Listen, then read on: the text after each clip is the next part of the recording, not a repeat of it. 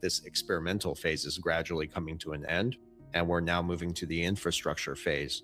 You're going to see XRP and Stellar XLM, which have not been just tokens, they have been strategically engineered and positioned for more than a decade now to be the very tools to address the problems we've been talking about on this channel. And it also opens the doors for institutions like the CFTC to classify XRP as a commodity. Now we're seeing the legal frameworks that are similar to the same frameworks we have for gold and oil. Why does this matter? It matters because this means now banks, hedge funds, sovereign institutions, they don't have to operate in an environment where there's this fear and legal ambiguity.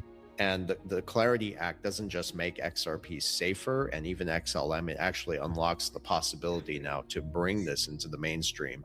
And that's exactly why institutions are slowly integrating XRP into their treasury operations and going to be using this, of course, for cross-border payments without the fear of legal risk. I do believe XRP's status eventually will be treated as a commodity, and that will basically position itself as a digital equivalent to gold. The frameworks that have been outlined by the very same institutions that pretty much run the freaking world, they are actively enforcing these kind of rules and regulations from the top down to ensure that the new financial system has some sort of anchor, which is gold.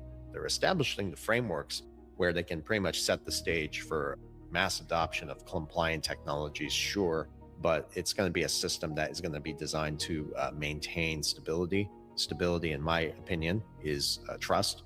Trust is metals. So you're seeing the same qualities that have historically been associated with traditional banking and even gold-backed reserves.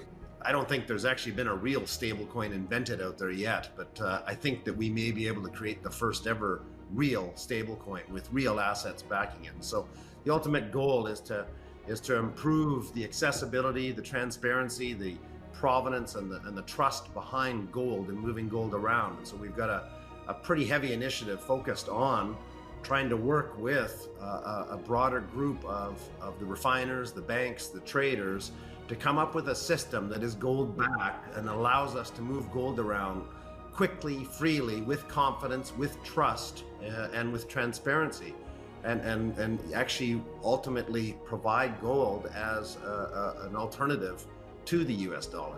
Currency devaluations, I've been complaining about that for a long time.